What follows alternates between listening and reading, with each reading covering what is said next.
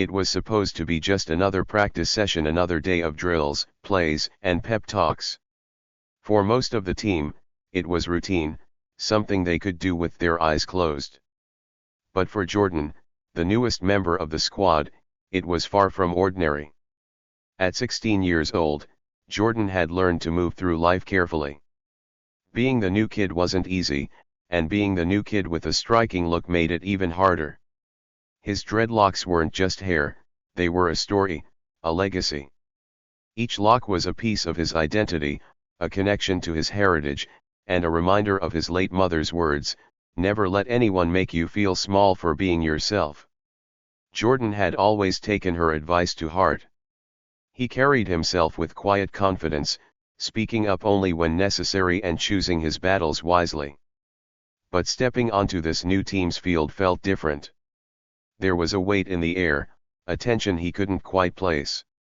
Coach Tanner noticed him right away. The coach's eyes weren't warm or welcoming like Jordan had hoped. Instead, they were sharp, filled with something Jordan recognized all too well: judgment. Tanner was the kind of coach who demanded control. His reputation for being strict was well known, and he prided himself on running a tight ship. Every player followed his rules, no questions asked.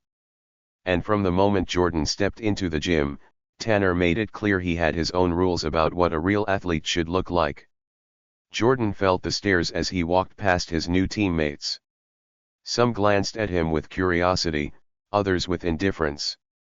But Tanner's gaze lingered, scanning Jordan from head to toe before landing on his dreadlocks. There it stayed, cold and disapproving. Jordan wasn't new to this. He had faced similar looks before at school, in stores, even from strangers on the street.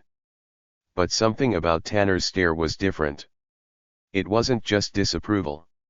It was something deeper, something more personal. The first practice started off normal enough. Jordan worked hard to keep up with the drills, determined to prove himself. He wanted to show Tanner and the team that he belonged. His athleticism was undeniable. He moved with speed and precision, his focus unwavering. But no matter how hard he tried, Tanner's eyes stayed fixed on him, scrutinizing every move. By the end of practice, Jordan had earned a few nods of respect from his teammates. But Tanner? He remained silent, his expression unreadable. As the players gathered their things to leave, Tanner called out, "Jordan, a word." Jordan froze for a moment, his heart sinking. He turned slowly and walked toward the coach, keeping his face neutral. Tanner crossed his arms and looked Jordan over again. "You did all right today," he said, his tone flat. "But there's something we need to address." Jordan raised an eyebrow, waiting. "Your hair," Tanner said bluntly. "It's distracting. We have standards on this team. Clean cut, professional. You understand?" Jordan's chest tightened. He had been prepared for this, but hearing the words still stung. He kept his voice steady. "My hair doesn't affect how I play, coach." Tanner's eyes narrowed. "Maybe not, but it affects how people see you and this team. We represent something bigger here, Jordan. If you want to stay on this team, you'll need to make some changes." Jordan held his ground, his voice calm but firm. "With all due respect, coach, my hair is part of who I am." Tanner let out a short, humorless laugh. "Well, who you are doesn't fit the image we're going for." The words hung in the air, heavy and sharp. Jordan stared at the coach, his mind racing. He thought of his mother, of the pride she had in their heritage, in the strength it took to stay true to oneself. But Jordan also thought of his father's advice: sometimes, staying silent speaks louder than words. He nodded once, tightly. "Understood, coach," he said, turning to leave. As Jordan walked away, Tanner's voice followed him. "Think it over. You've got potential, kid. Don't let something like this hold you back." Jordan didn't respond. He kept walking, his hands clenched into fists at his sides. The other players gave him quick glances as he passed, but no one said a word. That night, Jordan sat on his bed, staring at his reflection in the mirror. His dreadlocks framed his face, each one a testament to his journey, his identity. He thought of his mother's smile, her hands twisting his hair with care. He thought of the pride in her voice when she'd said, "This is who we are." The next morning, Jordan made his decision. He walked onto the field for practice, his head held high. His dreadlocks were intact, as bold and beautiful as ever.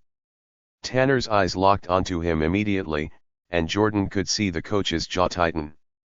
The tension in the air was palpable, but Jordan refused to look away. This was who he was. And no one, not even Coach Tanner, was going to take that from him. Jordan didn't expect his decision to sit well with Coach Tanner, but he had made up his mind. He would not change who he was to fit someone else's narrow idea of what was acceptable. As the team gathered on the field, Tanner's sharp whistle cut through the air, signaling the start of practice. Jordan jogged to his spot, ready to push through another grueling session. His teammates murmured quietly among themselves, stealing quick glances at him. The tension was hard to miss, but Jordan stayed focused. "All right, listen up," Tanner barked. His voice carried the weight of authority, demanding attention. "Today's practice is going to be tough. I need everyone at their best." Jordan could feel Tanner's eyes on him as the coach paced back and forth, laying out the drills. The message was clear: this wasn't just practice, it was a test. The first drill was a speed challenge. The players lined up, ready to sprint across the field. As Jordan crouched into position, Tanner's voice cut through the murmurs. "Jordan, let's see if that hair doesn't slow you down."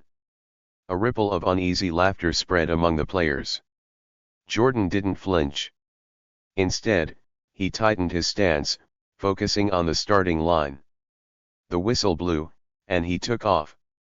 His legs pumped hard, his arms slicing through the air. The wind rushed past him, but he didn't slow down. When he crossed the finish line, he was several strides ahead of the others. The players clapped and cheered, impressed by his speed. Tanner, however, didn't look pleased. He scribbled something on his clipboard, his expression unreadable. The rest of practice followed a similar pattern. Jordan excelled in every drill, outperforming even the senior players. But no matter how well he did, Tanner found something to criticize. "Your stance is off, Jordan," Tanner snapped during a passing drill. "Fix it." Jordan adjusted, performing the pass flawlessly the next time. Tanner barely nodded in acknowledgement. During a scrimmage game, Jordan scored twice, weaving through the defense with skill and precision. His teammates slapped his back in celebration, but Tanner's whistle quickly brought the moment to an end. "All right, enough messing around," Tanner shouted. "Jordan, you think this is the Jordan show? Pass the ball. This is a team sport." Jordan bit back a reply, swallowing the frustration that threatened to bubble over. He knew Tanner was trying to push him, to break him. But he wasn't going to give the coach the satisfaction. By the end of practice, Jordan was exhausted, his muscles aching from the effort. As the players gathered their gear, Tanner called out again. "Jordan! Locker room! Now!" The team fell silent, their eyes following Jordan as he walked toward the building. The air was heavy with anticipation. Inside the locker room, Tanner stood with his arms crossed, waiting. Jordan closed the door behind him, bracing himself for what was coming. "You think you're special, don't you?" Tanner said, his tone dripping with disdain. Jordan shook his head. "No, coach. I just think I deserve the same respect as everyone else." Tanner let out a bitter laugh. "Respect? You want respect? Respect is earned, kid. And so far, all I see is someone who thinks the rules don't apply to him." Jordan met Tanner's glare without flinching. "I follow the rules, coach. I work hard, I show up, and I give my best. But if you're talking about cutting my hair, that's not a rule, it's your opinion." Tanner's face darkened, his jaw tightening. "You're walking a fine line, Jordan. I'm giving you one last chance. Cut the hair, or you're off the team." Jordan felt his chest tighten, but he didn't back down. "Then I guess I'm off the team," he said quietly. For a moment, Tanner didn't say anything. The silence was thick, almost suffocating. Finally, Tanner stepped closer, lowering his voice. "You don't belong here, Jordan," he said, his tone icy. "And I'll make sure everyone knows it." Jordan didn't respond. He picked up his bag and walked out, his heart pounding. The whispers of his teammates followed him as he stepped onto the field, but he didn't look back. The next day, Jordan's father noticed the change in his son's demeanor. Derek Washington was no ordinary father. A retired NFL star, he knew the pressures of sports culture better than anyone. He had taught Jordan everything he knew about discipline, resilience, and self-respect. "Rough practice?" Derek asked as Jordan slumped onto the couch. Jordan hesitated, unsure of how much to share. "Coach Tanner doesn't like me," he finally said. Derek raised an eyebrow. "Doesn't like you, or doesn't like your hair?" Jordan glanced at his father, surprised. "How did you know?" Derek sighed, leaning back in his chair. "Son, I've been where you are. Some people see confidence as a threat. Others see our culture and try to tear it down because they don't understand it." Jordan nodded slowly. "He told me to cut my hair or leave the team." "And what did you say?" Derek asked, his tone calm but firm. "I said no," Jordan replied, his voice steady. Derek's face broke into a proud smile. "Good. That's my boy." Jordan felt a surge of relief. His father's support meant everything. But he also knew this wasn't over. As the week went on, Tanner's hostility grew more blatant. He made comments during practice, always directed at Jordan. "Maybe if you spent less time worrying about your hair, you'd actually be a team player," Tanner sneered one afternoon. The other players shifted uncomfortably, unsure of how to react. Some whispered words of encouragement to Jordan when Tanner wasn't looking, but none of them dared to speak up publicly. Jordan endured it all silently, his resolve strengthening with each passing day. He wasn't going to give Tanner the power to break him. By Friday, the tension reached a boiling point. Tanner stopped practice halfway through and called the team to the locker room. "Everyone in," he barked. The players exchanged nervous glances but obeyed. Inside, Tanner stood with a pair of scissors in his hand, his expression cold and determined. "This stops today," Tanner announced. "Jordan, sit down." Jordan's heart raced, but he didn't move. "I'm not cutting my hair, coach," he said firmly. "This isn't a request," Tanner snapped. "You either cut it, or you're done. Right here, right now." The room fell silent. The players looked at Jordan, waiting to see what he would do. Jordan took a deep breath, then stood tall. "Then I'm done," he said, his voice unwavering. Without another word, he picked up his bag and walked out, leaving the team and Tanner stunned. The next chapter of this battle was about to begin, and Jordan wasn't going to face it alone. Coach Tanner's dislike for Jordan was never hidden. From the moment Jordan joined the team, Tanner seemed to have made it his mission to make the boy feel out of place. Whether it was during drills, scrimmages, or team talks, Tanner found a way to single him out, often in front of the entire team. "Pick it up, Jordan." Tanner's voice boomed across the field one afternoon during wind sprints. Jordan was leading the pack, his stride strong and steady, but that didn't stop Tanner from accusing him of dragging his feet. "This isn't a jog in the park. Jordan didn't respond. He simply pushed harder, his chest burning as his legs moved faster. The whispers of his teammates trailed behind him. "Man, Jordan's killing it," one of them muttered. "What's Tanner's deal?" It wasn't just during sprints, though. During passing drills, Tanner would stand over Jordan, critiquing every move. "That's sloppy," he shouted one day as Jordan executed a perfect throw to a teammate. "Do it again, and this time, do it right." Jordan clenched his jaw but obeyed. The ball sailed smoothly through the air again, landing perfectly in his teammate's hands. Tanner said nothing, his lips pressed into a thin line as he moved on to critique someone else. The tension between them was impossible to ignore. Jordan's teammates noticed it, but none dared to say anything. Tanner was known for his temper and his rigid expectations, and nobody wanted to end up in his crosshairs. Still, Jordan tried to focus on the game. He poured everything into practice, determined to prove his worth. But no matter how well he performed, Tanner's disapproval never wavered. The breaking point came during a mid-season practice, on a day when the air was heavy with humidity and the players were dripping with sweat. Tanner gathered the team after a particularly grueling set of drills, his expression as hard as stone. "We have standards here," Tanner said, his voice cold and clipped. His eyes scanned the team before landing squarely on Jordan. "And some of you seem to think those standards don't apply to you." The players shifted uncomfortably, their gazes darting between Tanner and Jordan.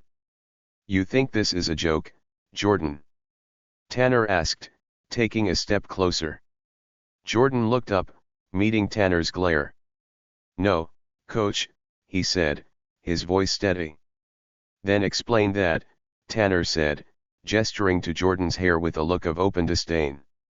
"Because it sure doesn't scream discipline or professionalism." The room fell silent. Even the sounds of players shifting on their feet seemed to stop. Jordan's heart pounded in his chest, but he kept his face neutral. "If you want to stay on this team," Tanner continued, "you'll cut those things off. They're unprofessional. Disrespectful. This team represents something bigger than you, Jordan, and that means you need to look the part." Jordan froze, his mind racing. His dreadlocks were more than just hair, they were his identity, his culture, his connection to his late mother. Cutting them off would feel like erasing a piece of himself. The other players exchanged uneasy glances, but no one spoke up. Tanner's authority was absolute, and challenging him was unthinkable. Jordan swallowed hard, his father's words echoing in his mind, "Pick your battles, son. Some fights aren't worth losing your peace over." But this felt different. This wasn't just about peace, it was about respect. About dignity.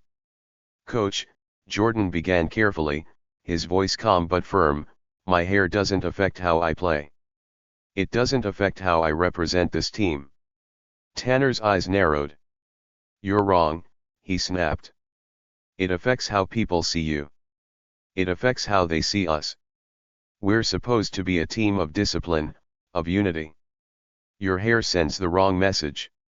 Jordan felt his stomach churn with frustration. "What message is that, coach?" he asked, his voice still steady. Tanner's lips thinned into a straight line. "Don't get smart with me, Jordan," he said sharply. "This isn't up for debate. You have until the next practice to make the right decision. Cut the hair, or find another team to play for." Jordan clenched his fists at his sides, forcing himself to stay calm. He wanted to argue, to stand up for himself, but he knew Tanner wouldn't listen. Instead, he nodded once, tightly, and walked out of the room. The silence that followed was deafening. The other players avoided his gaze as he passed, their faces a mix of sympathy and unease. No one dared to speak up, not against Tanner. That night, Jordan sat on his bed, staring at his reflection in the mirror. His dreadlocks framed his face, their weight familiar and comforting. He thought of his mother, of the way she used to braid his hair while telling him stories about their heritage. "These locks are our history," she'd said with pride. "Wear them boldly, Jordan. They're part of who you are." Her voice echoed in his mind as he ran his fingers through his hair. Cutting it felt like cutting away a piece of himself. But staying on the team meant sacrificing that piece. His father's footsteps approached, and soon Derek stood in the doorway, his arms crossed. "Rough day?" he asked, his deep voice laced with concern. Jordan nodded slowly. "Coach Tanner wants me to cut my hair," he said quietly. Derek's expression hardened. "And what did you say?" "I told him no," Jordan replied. "But he said I can't stay on the team if I don't." Derek walked into the room, sitting down beside Jordan. "Son, let me tell you something," he began. "There will always be people who try to make you feel small, who try to make you fit into their idea of what's acceptable. But the question you need to ask yourself is this: what are you willing to lose to stay true to yourself?" Jordan nodded, his father's words sinking in. "I can't tell you what to do," Derek continued. "But whatever you decide, make sure it's your decision, not his." The next day at practice, Jordan walked onto the field with his head held high. His dreadlocks swayed with each step, a silent declaration of defiance. Tanner's eyes locked onto him immediately, and the coach's jaw tightened. The drills were harder than usual, the tension between Jordan and Tanner palpable. Tanner didn't hold back, barking orders and finding every opportunity to criticize Jordan's performance. "Sloppy footwork," Tanner shouted during a defensive drill. "Do it again." Jordan repeated the drill, his movements precise and deliberate. The other players watched silently, their unease growing. By the end of practice, Tanner called the team together. "Jordan," he said, his voice sharp, "a word." The players dispersed, their glances filled with curiosity and concern. Tanner waited until they were alone before speaking. "I gave you a chance to make the right choice," he said, his tone cold. "I see you've made yours." Jordan met his gaze without flinching. "Yes, I have," he said firmly. "Then you're off the team," Tanner said, his words cutting through the air like a blade. Jordan's chest tightened, but he didn't look away. "If staying on this team means losing who I am, then I don't want to be here," he said. Tanner's expression darkened, but Jordan didn't wait for a response. He turned and walked away, his heart pounding. As he left the field, his teammates watched him go, their faces a mix of admiration and regret. None of them spoke up, but their silence said everything. Jordan had lost his place on the team, but he hadn't lost himself. And that, he realized, was the only victory that mattered. Jordan left the field that day with a storm of emotions swirling inside him. Anger, frustration, and a sense of loss weighed heavily on his chest. Being part of the team had meant something to him, not just because he loved the game, but because it was a chance to prove himself, to belong. Now, walking home under the fading sunlight, he couldn't shake Tanner's words from his mind. "You don't belong here." The words echoed in his ears, sharp and biting. Jordan tried to push them away, but they lingered like a shadow. When he arrived home, his father was waiting for him in the living room. Derek's face, usually calm and steady, tightened with concern as he saw Jordan's expression. "You're home early," Derek said, setting down his coffee mug. Jordan dropped his bag by the door and slumped onto the couch. He didn't need to explain. Derek already knew something was wrong. "Coach Tanner kicked me off the team," Jordan said finally, his voice heavy with frustration. Derek leaned forward, his elbows resting on his knees. "Because of your hair." Jordan nodded, staring at the floor. "He said I didn't belong. That I wasn't professional. He kept saying I was sending the wrong message." For a moment, Derek didn't say anything. Then he let out a slow, measured breath. "Son, I'm proud of you," he said. Jordan looked up, surprised. Proud. I got kicked off the team. Exactly, Derek said firmly. You stood your ground. You didn't let someone else dictate who you are or what you stand for. That's not easy to do, especially at your age. Jordan nodded slowly, his father's words offering a small measure of comfort. But the ache of losing his spot on the team still gnawed at him. What do I do now? Jordan asked. Derek leaned back in his chair, his eyes thoughtful. Now, we fight back, he said. Jordan frowned.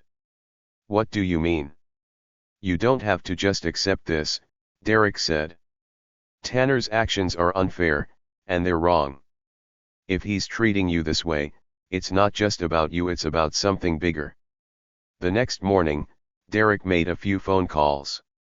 As a retired NFL player, he still had connections in the sports world, including a friend who worked as a civil rights attorney. Within hours, they had set up a meeting. Jordan wasn't sure what to expect as they walked into the law office that afternoon. The room was sleek and modern, with framed photos of famous athletes lining the walls. Behind a large desk sat a tall man with a warm smile and sharp eyes. Jordan, Derek, the man said, rising to shake their hands. I'm Marcus Reed. Derek told me what happened, and I want to help. Jordan felt a flicker of hope. How? Well, Marcus began, leaning back in his chair, what Coach Tanner did was discriminatory. Your hair is a part of your cultural identity, and he has no right to demand that you change it. We can challenge this. Jordan hesitated. You mean, like, take it to court? Marcus smiled. Not necessarily. Sometimes just shining a light on the issue is enough to make change. But if it comes to that, we'll be ready. The idea of fighting back filled Jordan with both hope and apprehension. He wasn't used to being the center of attention, and the thought of confronting Tanner on such a public scale made his stomach churn. But at the same time, he couldn't ignore the chance to stand up for himself and for others who might face the same kind of prejudice. Okay, Jordan said finally. Let's do it. Over the next few days, news of the incident began to spread. Marcus contacted local media outlets, and soon, reporters were reaching out for interviews. At first, Jordan was hesitant to speak publicly. He wasn't sure how his story would be received, and the thought of putting himself out there made him nervous. But Derek reminded him of the bigger picture. This isn't just about you, Jordan, he said. It's about standing up for what's right. So, Jordan agreed to speak. Sitting in front of a camera for the first time, he told his story, how he had worked hard to earn his spot on the team, how Tanner had singled him out, and how he had been given an ultimatum that forced him to choose between his identity and his passion for the game. His words resonated. Social media lit up with support, with people from all walks of life sharing his story and expressing their outrage at Tanner's actions. Hashtags like #StandWithJordan and #RespectOurRoots began trending, and messages of encouragement poured in from around the country. But not everyone was supportive. Tanner had his defenders, people who argued that he was just enforcing discipline or that Jordan should have followed the rules if he wanted to stay on the team. The backlash was difficult to ignore, but Jordan tried to focus on the positive. Meanwhile, back at school, the atmosphere had shifted. Some of Jordan's teammates approached him privately, expressing their support and apologizing for not speaking up sooner. I'm sorry, man, one player said after class one day. Tanner's been out of line, but we were scared to say anything. You're braver than all of us. Jordan nodded, appreciating the sentiment even though it didn't erase the sting of being singled out. But Tanner's behavior only grew worse. Despite the growing media attention, the coach refused to back down. At a school board meeting, he defended his actions, claiming that he was simply upholding the team's standards. This is about discipline, Tanner said, his voice calm but firm. It's about teaching these young men what it means to be part of a team. Jordan's refusal to follow the rules undermines that. Marcus was quick to counter. What Jordan was asked to do wasn't about discipline, it was about conformity. It was about stripping away a part of who he is. The debate was heated, and tensions ran high. Parents, students, and community members packed the room, their voices rising as they argued over the issue. Jordan sat quietly in the audience, his hands clenched into fists. As he listened to Tanner's words, a mix of anger and determination welled up inside him. He knew he had made the right choice, but the fight was far from over. When it was finally his turn to speak, Jordan stood and approached the microphone. The room fell silent, all eyes on him. "My name is Jordan Washington," he began, his voice steady. "I've worked hard to earn my spot on the team. I've shown up to every practice, given my best in every drill, and supported my teammates. But Coach Tanner decided that none of that matters because of my hair." He paused, taking a deep breath. "My dreadlocks are more than just hair. They're a part of who I am. They're a connection to my culture, my family, and my late mother. Asking me to cut them isn't just asking me to change my appearance, it's asking me to erase a part of myself." The room was silent, the weight of his words hanging in the air. "I didn't ask for this fight," Jordan continued. "But if standing up for myself means I can help others who face the same kind of prejudice, then it's a fight I'm willing to take on." When he finished, the room erupted into applause. Jordan felt a surge of relief and pride.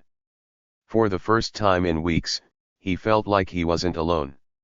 Jordan didn't go home that day. Instead, he walked straight to the school office and requested a meeting with the principal. His hands were shaking, but his voice remained steady. "Coach Tanner crossed a line," he said, placing the lock of his hair on the desk in front of Principal Hayes. "He humiliated me in front of the team. He threatened me, and now he's gone too far." Principal Hayes, a middle-aged man with kind eyes and a graying beard, leaned forward and studied Jordan's face. "Jordan, I'm sorry this happened to you," he said softly. "This is serious, and I promise you, I will investigate this matter." But Jordan wasn't convinced. The way Hayes hesitated, the way his voice wavered, it felt like the promise of someone who didn't want to get involved. Jordan left the office feeling more alone than ever. He walked home under the darkening sky, clutching the cut lock of hair in his fist. When Jordan arrived home, his father was waiting for him, as usual. But this time, Derek immediately noticed something was off. "Jordan, what happened?" he asked, his voice calm but firm. Jordan dropped his bag on the floor and held up the lock of hair. "Tanner cut it," he said, his voice trembling. Derek's face darkened. "He did what?" "He called the whole team into the locker room," Jordan explained, his words coming out in a rush. "He made me sit in a chair and said if I didn't cut my hair, I didn't belong. Then he grabbed the scissors and," Jordan trailed off, his hands clenching into fists. Derek took a deep breath, trying to calm the fury rising inside him. "We're not letting this slide," he said firmly. That night, Derek made several phone calls. The first was to Marcus Reed, the attorney who had already been following Jordan's case. The second was to a local news station. By the next morning, Jordan's story was everywhere.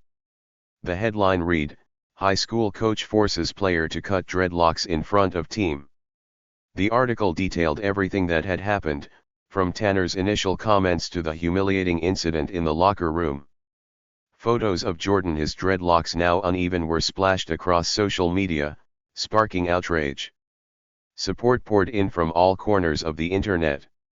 Athletes, celebrities, and everyday people shared their own stories of discrimination and praised Jordan for his courage.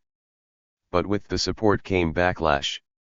Some defended Tanner, arguing that he was just enforcing team rules. Others accused Jordan of being overly sensitive or looking for attention. The comments stung, but Jordan tried to focus on the positive messages. Back at school, the atmosphere was tense. Tanner acted as if nothing had happened, barking orders during practice as usual. But the team was different. The players were quiet, avoiding eye contact with both Tanner and Jordan.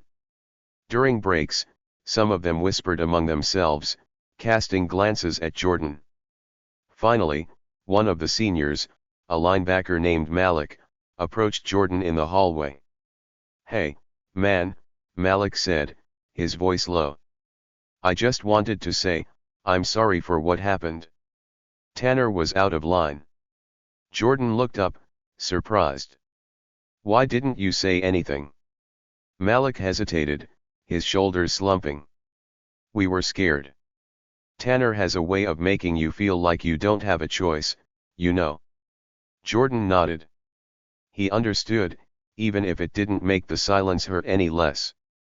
Over the next few weeks, the tension only grew.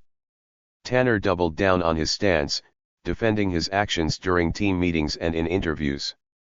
He claimed he was enforcing discipline and maintaining team standards. "This isn't about hair," Tanner said during a local news segment. "It's about respect and following the rules. If Jordan wants to be part of the team, he needs to understand that." But Jordan wasn't backing down. With Marcus's help, he filed a formal complaint against Tanner, accusing him of discrimination and harassment. The school board launched an investigation, and soon, Tanner was called in for questioning.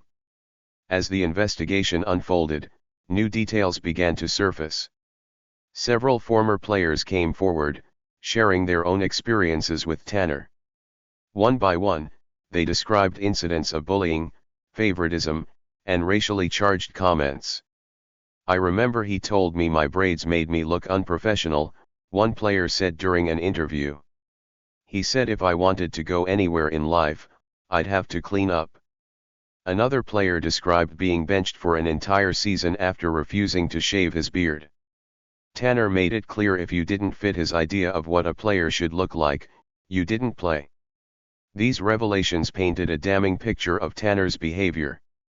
What had happened to Jordan wasn't an isolated incident, it was part of a pattern.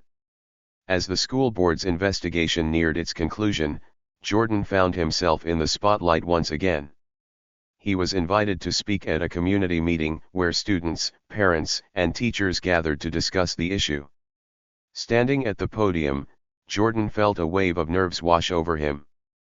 But as he looked out at the crowd, he saw familiar faces: his father, his teammates, and even some of his teachers, all looking back at him with encouragement.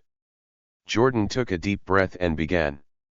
"This isn't just about me," he said, his voice steady. "This is about everyone who's ever been told they don't belong because of how they look or who they are. It's about standing up to people who use their power to tear others down." The room erupted into applause, and for the first time since the ordeal began, Jordan felt a sense of hope. The tide was turning. Tanner's support was dwindling, and the pressure on the school board was mounting. Behind closed doors, Derek and Marcus continued to strategize, working to ensure that Tanner would be held accountable. But for Jordan, the fight wasn't just about Tanner anymore. It was about creating a future where no one else would have to go through what he had endured. As he walked home that evening, the sky painted with hues of orange and pink, Jordan felt a renewed sense of purpose. He didn't know what the future held, but one thing was certain: he wasn't done fighting. The community meeting had marked a turning point not just for Jordan, but for the broader conversation surrounding Coach Tanner's actions. People who had stayed silent before were now beginning to speak up, and the weight of public opinion was shifting. But Tanner wasn't ready to back down. The following week, a letter circulated among the parents of the team. It was signed by Tanner and framed as a plea for unity, but its message was clear: he was doubling down on his beliefs. In order to maintain discipline and team integrity, the letter read, every player must adhere to standards that reflect professionalism and respect. Individual preferences cannot come at the expense of the group. Jordan read the letter twice, his anger building with each word. It wasn't just about the rules anymore, Tanner was making this personal, framing Jordan as the problem. "That's rich coming from a man who humiliated his player in front of the team," Derek muttered after reading it. Jordan nodded. "He's trying to make me look like the bad guy." But the letter didn't have the effect Tanner intended. Instead of rallying support, it sparked further outrage. Parents, students, and community leaders began organizing meetings, demanding accountability from the school administration. At school, the atmosphere grew more tense by the day. Jordan still attended practices, though he was no longer allowed to participate. He sat on the sidelines, watching his teammates run drills while Tanner acted as if nothing had changed. The locker room was quieter than usual. The players spoke in hushed tones, casting glances at Jordan when they thought he wasn't looking. Some had started to approach him outside of practice, offering words of encouragement. One day, Malik, the senior linebacker, caught up with Jordan after school. "Hey, man," he said, falling into step beside him. "You're braver than I'll ever be. I just wanted you to know that." Jordan smiled faintly. "Thanks, Malik. That means a lot." "I've been thinking," Malik added hesitantly. Maybe we should do something. Like, as a team." Jordan raised an eyebrow. "What do you mean?" "I don't know yet," Malik admitted, "but this doesn't sit right with me. With any of us. Tanner's out of line, and we all know it." That night, Jordan couldn't stop thinking about Malik's words. Could the team really stand up to Tanner? Would they risk their spots for something bigger than the game? The thought filled him with both hope and doubt. Meanwhile, Derek and Marcus were working tirelessly behind the scenes. Marcus had reached out to advocacy groups and local leaders, and a formal complaint had been filed with the school board. The pressure was mounting. But the fight wasn't without its toll. Jordan began receiving anonymous messages online, some supportive, others hateful. The negative comments were hard to ignore. "You're just a kid who doesn't know how to follow the rules," one message read. "Stop playing the victim. Cut your hair and move on," said another. Derek noticed Jordan's mood shift as the days went by. "You okay, son?" he asked one evening. Jordan hesitated before nodding. "Yeah. It's just, a lot." Derek placed a hand on his shoulder. "It's okay to feel that way. This fight isn't easy, but you're not in it alone." 2 weeks after the community meeting, the school board announced a public hearing to address the complaints against Tanner. The hearing would be open to students, parents, and community members, and it would give everyone a chance to voice their opinions. The announcement sent ripples through the town. People began preparing their statements, rallying their arguments for and against Tanner. As the hearing approached, Malik gathered the team after practice. "Listen up," he said, his voice steady but firm. "We all know what Tanner did was wrong. He crossed the line, and it's time we stop pretending like it's okay." The players shifted uncomfortably, some nodding in agreement, others looking uncertain. "I'm not saying we all have to agree," Malik continued, "but we owe it to Jordan and to ourselves to be honest. If we don't stand up now, we're saying we're okay with this. And I don't think any of us are." One by one, the players began to speak up. Some expressed their fears about speaking out, while others admitted they had felt uncomfortable with Tanner's behavior for a long time. By the end of the meeting, a plan had formed. The team would attend the hearing together, united in their stance against Tanner's actions. The day of the hearing arrived, and the school auditorium was packed. Students, parents, teachers, and community members filled every seat, with many standing in the aisles.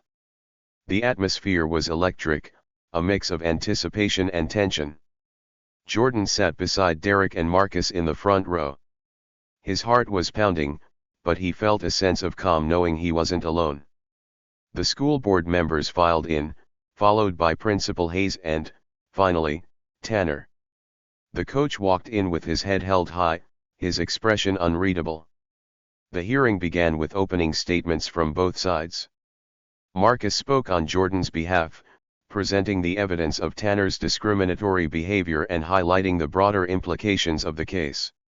Tanner defended himself, insisting that his actions were about discipline and team unity, not discrimination. But his words rang hollow in the face of the mounting evidence against him. Then, it was time for public comments. One by one, students, parents, and community members approached the microphone to share their perspectives. Some spoke in support of Tanner, but the overwhelming majority condemned his actions. When it was Jordan's turn to speak, the room fell silent. He stood and approached the microphone, his hands trembling slightly. "My name is Jordan Washington," he began, his voice steady despite the nerves. "I've always believed that hard work and dedication are what make a great athlete. But Coach Tanner taught me that, sometimes, it doesn't matter how hard you work, people will judge you for things you can't control."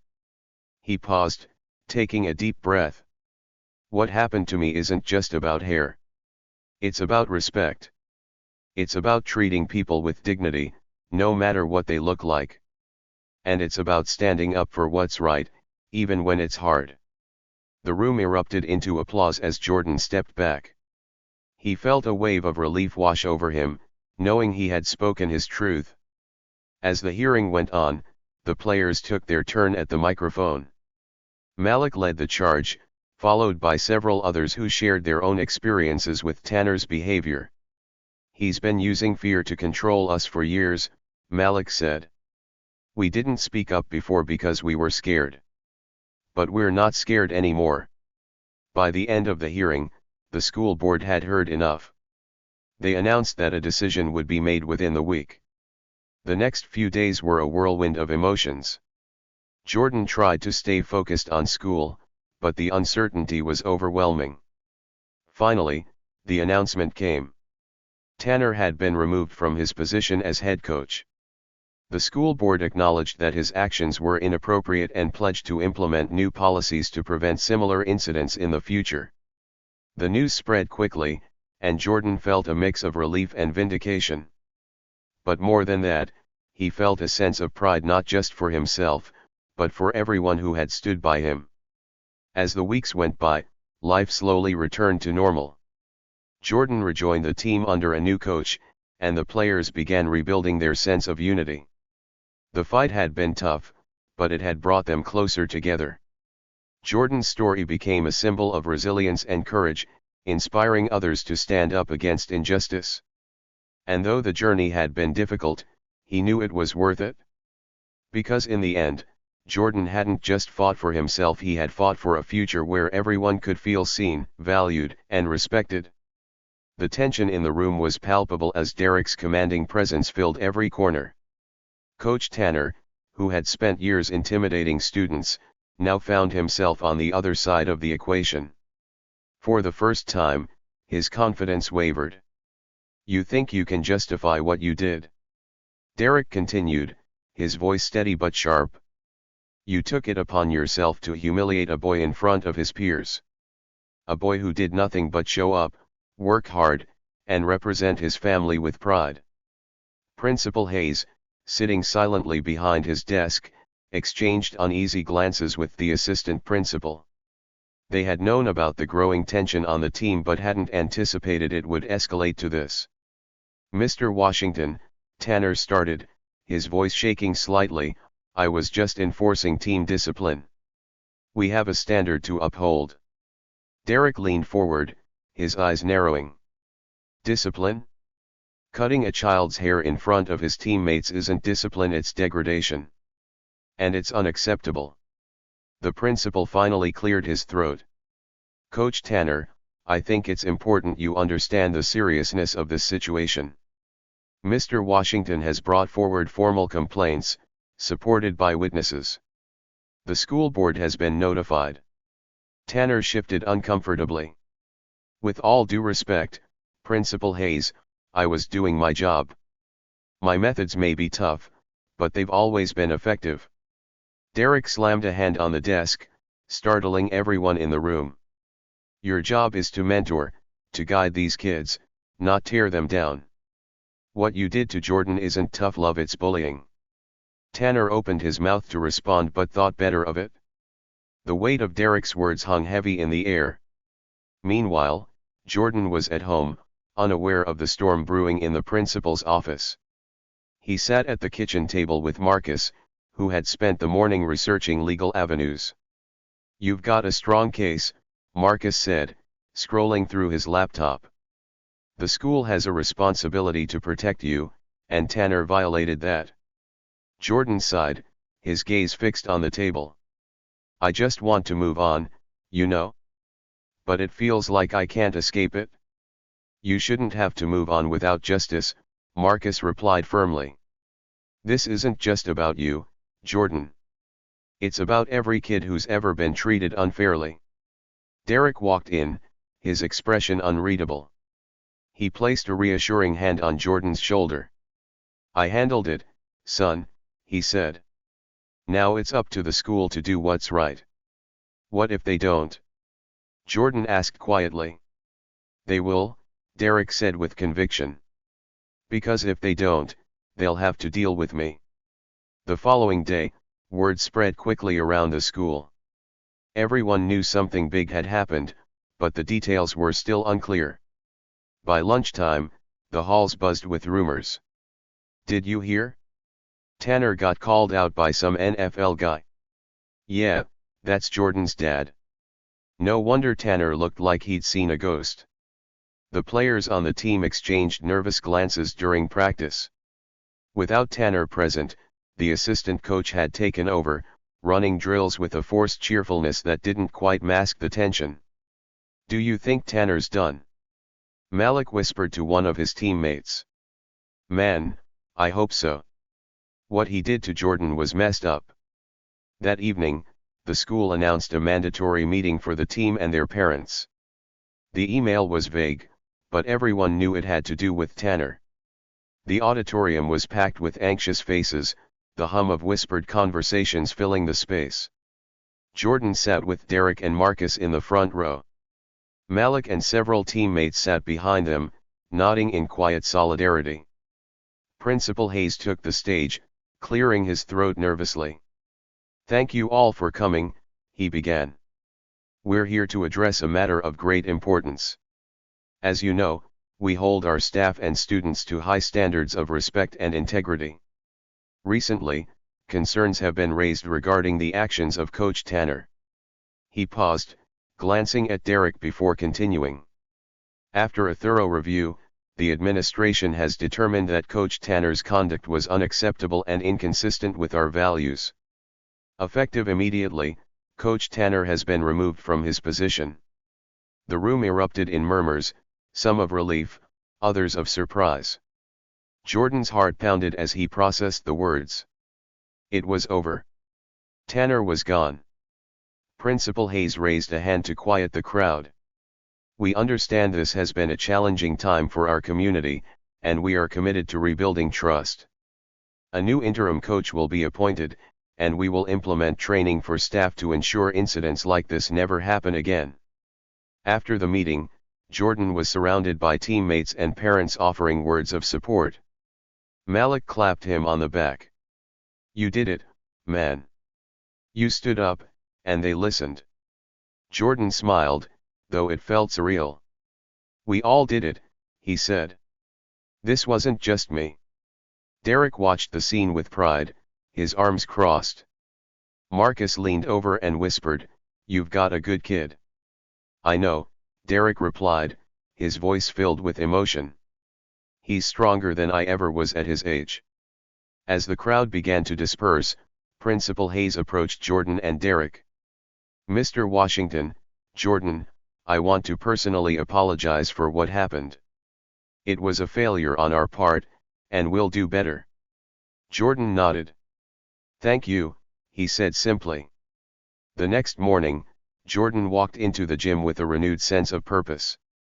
The air felt lighter, the stares less judgmental. He knew the journey wasn't over, but for the first time in weeks, he felt like he belonged. When practice began, the interim coach called the team together. "Listen up," he said. "This is a fresh start for all of us. From now on, we're focusing on what matters: teamwork, respect, and giving our best." Jordan caught Malik's eye and smiled. It wasn't just a fresh start for the team, it was a fresh start for him, too. The events of the past weeks became a powerful story, one that rippled far beyond their small town. News outlets picked it up, framing Jordan's courage as a beacon of hope and resilience. Derek's involvement added to the narrative, but it was Jordan's voice that resonated most.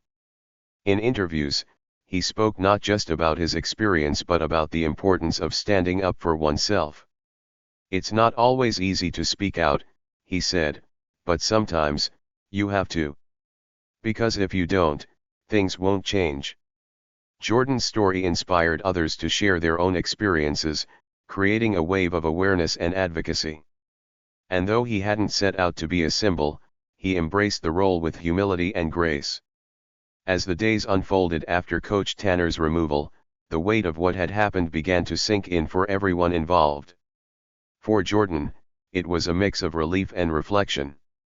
He wasn't just the quiet kid on the team anymore, he had become a symbol of resilience.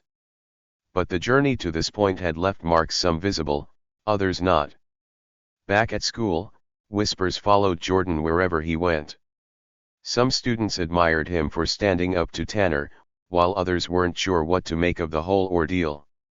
The tension in the hallways felt different now, not aimed at Jordan, but at the broader questions his story raised about fairness, respect, and authority. A week after Tanner's firing, the school held a special assembly. Rumors swirled about what it might be about, but Jordan suspected it had something to do with him. He wasn't wrong. The superintendent, Dr. Reynolds, took the stage, her demeanor calm yet firm. "Good morning, students and staff. Today, I want to address an incident that has deeply impacted our community." Her eyes scanned the audience, briefly landing on Jordan. What happened to Jordan Washington was unacceptable. It was a failure of leadership and a betrayal of the values we claim to uphold. But moments like these also give us a chance to learn, to grow, and to make things right. The room was silent. Every word hung in the air, each student and teacher fully tuned in. As a district, we're implementing mandatory cultural sensitivity training for all staff. We'll also be reviewing our policies to ensure they reflect respect for individual identities, including hair and cultural expression. And finally, I want to personally apologize to Jordan and his family. You deserved better. Jordan felt a wave of emotion, validation, gratitude, and a hint of discomfort at being the center of attention. He glanced at his father, who gave him a small nod of encouragement. At practice that evening, the atmosphere felt different. The interim coach, Mr. Blake, was a younger, more approachable man who seemed eager to create a positive environment. He called the team together before starting drills. "I know the past few weeks have been tough," he began. "But I want you all to know that this is a fresh start. We're here to play as a team, to support one another, and to leave behind the negativity that's been holding us back." He turned to Jordan. "Jordan, I want to say something in front of everyone. What you went through wasn't right, and I admire the strength you've shown. From this day forward, this team will be a place of respect and unity." The players clapped, and Malik gave Jordan a playful nudge. "Look at you, man. Famous and everything." Jordan chuckled, but deep down, he felt a sense of belonging he hadn't experienced before. As news of the incident spread beyond the school, support poured in from unexpected places. Local businesses organized a fundraiser for programs promoting diversity in schools. Community leaders held forums to discuss issues of prejudice and discrimination. Jordan even received a letter from a well-known civil rights activist, who praised his courage and reminded him that change often starts with small, brave acts. "It's not about being fearless," the letter read. "It's about standing tall, even when fear is in the room." The words stayed with Jordan, becoming a mantra he repeated to himself on tough days. Behind the scenes, Derek was quietly working on something bigger. He wasn't just satisfied with Tanner's removal, he wanted to ensure no other student would have to endure what Jordan did. He partnered with Marcus and other influential figures to create an initiative called Stand Tall, a program aimed at promoting inclusivity and addressing systemic issues in schools and sports. The program would offer workshops, mentorship opportunities, and resources for students, parents, and educators. Change doesn't happen by accident, Derek explained to Jordan one evening. It takes effort, persistence, and a willingness to speak up even when it's uncomfortable. Jordan listened intently, feeling a sense of pride in his father's determination. "I want to help," he said. "This isn't just about me. It's about everyone who feels like they can't be themselves." The culmination of everything came at the end of season banquet. Initially, Jordan wasn't sure he wanted to attend. The memories of Tanner's actions were still fresh, and he wasn't eager to face the crowd. But Malik convinced him. "You deserve to be there," Malik insisted. "This season wasn't about Tanner. It was about us, the team." Reluctantly, Jordan agreed. As the banquet progressed, speeches were made, awards handed out, and memories of the season shared. Then came the final presentation. Principal Hayes took the microphone. "This year, we've faced challenges that tested our character as individuals and as a community. But through it all, one student showed remarkable courage, resilience, and leadership." He gestured toward Jordan. "Jordan Washington, please join me on stage." The room erupted in applause. Jordan hesitated for a moment, then stood, his heart pounding. As he made his way to the stage, he caught glimpses of familiar faces: his teammates, his father, his teachers, all beaming with pride. Principal Hayes handed him a plaque. "This award is for more than athletic excellence.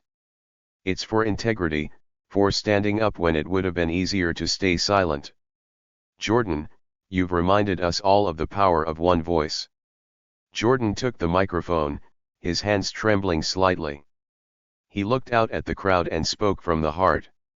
"I didn't stand up to be brave," he began. "I stood up because it was the right thing to do. And I hope we can all remember that no matter how hard it gets, our voices matter. Change starts with us." The standing ovation that followed was deafening. The banquet marked the end of one chapter and the beginning of another. Jordan returned to practice with a renewed sense of purpose, not just as a player but as a leader. The Stand Tall initiative gained traction, with schools across the district adopting its programs. And while the scars of the past remained, they served as a reminder of how far he had come. One evening, as Jordan and Derek sat on the porch, watching the sunset, Derek turned to his son. "I'm proud of you, Jordan. Not just for what you did, but for who you are." Jordan smiled, feeling the weight of those words. "Thanks, Dad. I couldn't have done it without you." The road ahead wasn't perfect, but it was brighter. And Jordan knew that as long as he stayed true to himself, nothing could hold him back. By the end of the week, Coach Tanner was no longer the team's coach. The school issued a public apology to Jordan and his family, promising to implement stricter policies against discrimination. The apology was broadcast to the entire school, and it didn't just address the specific incident with Jordan, it also spoke to a broader commitment to creating an environment where all students felt safe, respected, and valued. Principal Hayes made it clear that the school would not tolerate any form of discrimination. He promised that every staff member, from teachers to coaches, would undergo additional training on cultural sensitivity and inclusivity. He also reassured the students that policies would be reviewed to ensure fairness and equality for all, no matter their background, appearance, or identity. For Jordan, it felt like a weight had been lifted from his shoulders. It wasn't just that Tanner was gone, or that the school had apologized, it was the fact that his voice had made a difference. It wasn't easy, and it wasn't something he had planned, but standing up to Tanner had created a change that would ripple throughout the entire school system. When Jordan returned to practice, he wasn't sure what to expect. He knew some of his teammates had been uncomfortable with how things had unfolded. The tension in the locker room had been palpable in the days leading up to Tanner's removal. But Jordan was determined to prove that he was still the same person. His hair, his identity, and his drive to succeed hadn't changed. As he walked onto the field that day, he felt a small knot of nervousness in his stomach. But then he saw his teammates. Malik was already there, giving him a quick thumbs up as he jogged over. "Ready to get back to work?" Malik asked, clapping Jordan on the shoulder. Jordan nodded, a smile tugging at the corner of his lips. "Let's do this." The rest of the team followed suit. One by one, they came up to him, offering words of encouragement and showing their support. They weren't just welcoming him back, they were standing with him. Even players who had been quiet during the whole ordeal now showed him respect. Some had initially stayed on the sidelines, unsure of what to think, but now they were eager to make things right. "Good to have you back, man," said Jamal, another teammate who had always been friendly but hadn't spoken up much during the drama with Tanner. Jordan smiled back, feeling the warmth of his teammates' support. "It feels good to be back." The coach, Mr. Blake, watched this exchange from the sidelines, a satisfied look on his face. It was clear that the team was rallying around Jordan, and he couldn't be prouder of the way they had come together. "We've got a new start here," Mr. Blake said, gathering the team after practice. "A fresh season, a fresh attitude. But most importantly, we have respect for each other. I want everyone to remember that, on and off the field. And Jordan, you've earned my respect and the respect of your teammates. Let's keep that energy going." Jordan felt a surge of pride. This wasn't just about winning games anymore, it was about something bigger. It was about unity. It was about respect. And it was about doing the right thing, even when it was hard. That evening, after practice, Jordan sat with his father on the porch, the two of them enjoying the quiet of the evening.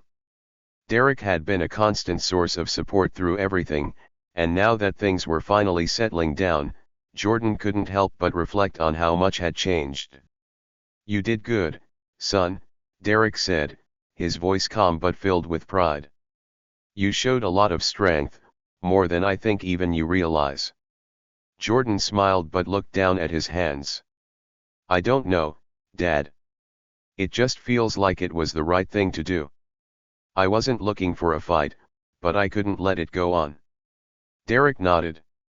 "I'm proud of you for standing up for yourself. But I'm also proud of the way you handled everything after.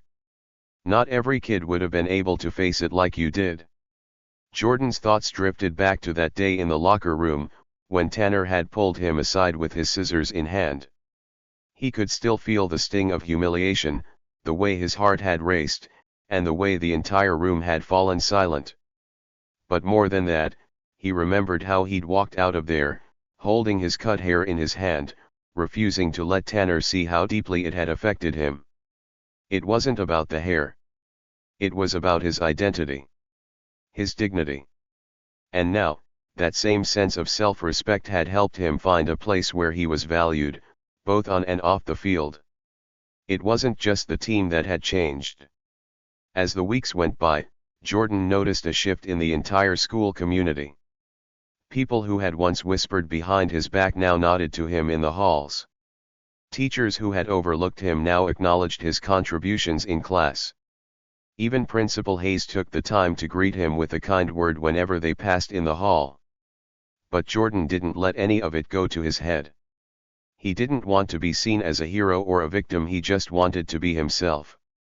And that, he realized, was enough. One afternoon, just as practice was ending, Jordan received a call from the school board. They wanted to meet with him and Derek to discuss a new initiative they were planning to launch in response to the incident, the Stand Tall program, named after the values of courage, respect, and unity Jordan had shown. The board members explained that they wanted to create a series of workshops and assemblies to promote inclusivity and address the issues of bullying and discrimination. They also wanted Jordan's involvement as a student ambassador, helping to lead the program and speak at events. "We believe your story has the power to inspire," the head of the school board, Mrs. Jenkins, said. "And we want you to be a part of creating a lasting change in our school system." Jordan was taken aback at first. He hadn't expected this.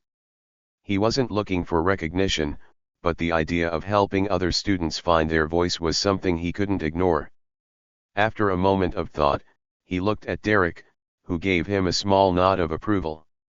"I'm in," Jordan said, his voice steady. "If it helps even one person, I'm in." As the season drew to a close, the team played with a renewed sense of purpose. They weren't just playing for victories, they were playing for each other. They were playing for respect. And as the final game approached, Jordan knew that no matter the outcome, they had already won. The school year ended with an award ceremony where Jordan was given an honorary plaque for his leadership and courage in the face of adversity. It wasn't just about standing up to Coach Tanner, it was about standing up for what was right. For what he believed in. And in that moment, Jordan realized that the journey had changed him. He wasn't just the quiet kid with dreadlocks anymore. He was a leader, someone who had earned the respect of his peers and his community.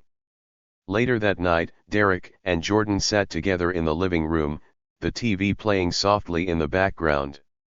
They didn't need to say much. The silence between them spoke volumes. Jordan had proven something to himself, to his teammates, and to his school. And his father couldn't be prouder. "You've done more than I ever could, Jordan," Derek said, his voice filled with pride. Jordan looked at his father, the man who had always been his rock, and smiled. "I had a great example." Sometimes, standing up for yourself doesn't mean shouting or fighting back, it means knowing your worth and letting others see it too. It means holding your head high, even when the world around you tries to push you down. It means staying true to who you are, regardless of the obstacles or the opinions others may try to impose on you. Jordan had learned this lesson the hard way. It wasn't easy to face Coach Tanner, someone who had the power to make or break his future on the team. It wasn't easy to sit through the mocking, the insults, and the cutting remarks about something so personal to him, his hair, his culture, his identity. But through it all, Jordan had done something more powerful than anyone had expected. He stayed calm. He didn't fight back with anger or violence. He simply stood his ground, quietly but firmly. And in the end, that strength spoke louder than any words or actions ever could. The world often judges people based on what they see: their clothes, their hair, their background. People make snap judgments without understanding the story behind a person's appearance. But as Jordan's story showed, those judgments are never the full picture.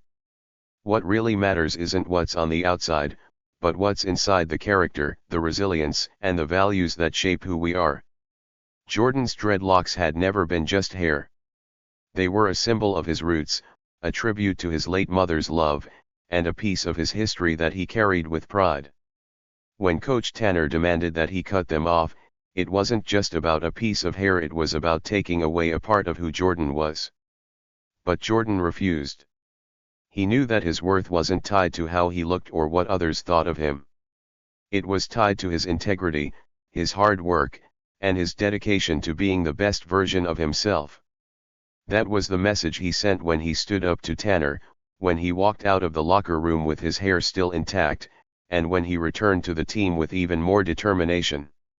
And for those who judge based on appearances, they often learn the hard way: respect isn't optional, it's a requirement. Coach Tanner had learned this lesson the most painfully. He thought he could break Jordan by focusing on something as superficial as hair. He thought that by undermining Jordan's identity, he could force him into submission.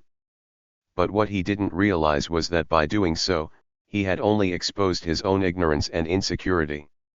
And when the truth came out, when Jordan's father, Derek Washington, a former NFL star, stepped in, Tanner was left with no choice but to face the consequences of his actions. It's easy to mistake someone's silence for weakness, or their quiet nature for a lack of strength. But sometimes, the strongest people are the ones who don't feel the need to shout or prove themselves. They know who they are, and that quiet confidence is often the most powerful force in the room.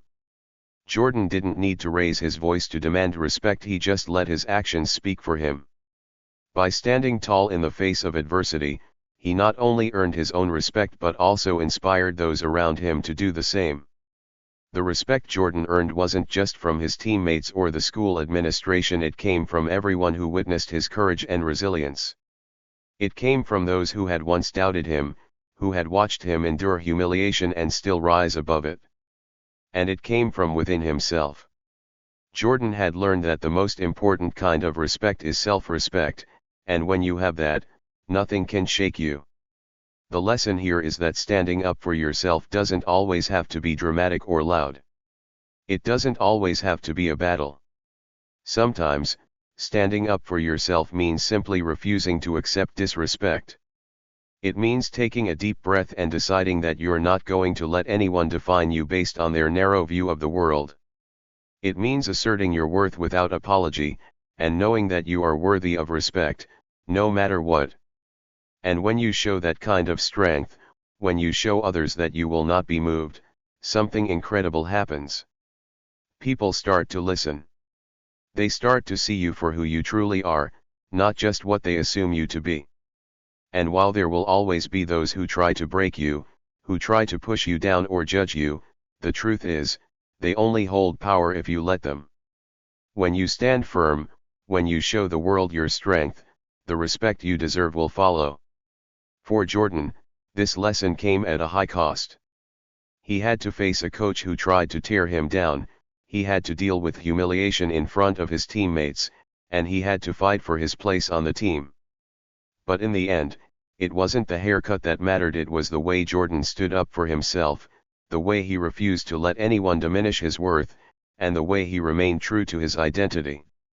That was what made the difference. And for the people who had once judged him based on his appearance, the lesson was clear. They learned that respect isn't something that can be demanded, it's something that must be earned. And it's earned by seeing people for who they truly are, by recognizing the value in their character, and by treating them with dignity, no matter what they look like or where they come from. As for Jordan, he walked away from this experience not just with a renewed sense of pride, but with a deeper understanding of his own strength. He had faced the worst, and he had come out on top. He had fought for his right to be himself, and in doing so, he had earned not only the respect of his teammates, but also a place of leadership in his community. He knew that this wasn't just a win for him, it was a win for anyone who had ever felt like they didn't belong, anyone who had ever been judged unfairly. His journey was a reminder that no matter what people say or do, you are in control of your own story. In the end, Jordan knew that true strength wasn't just about fighting back. It was about knowing your worth and standing up for it no matter what. It was about letting your actions speak louder than words, and showing the world that you won't be defined by their expectations. And when you do that, you not only change the way people see you, you change the way they see themselves. And that, he realized, was the most powerful lesson of all.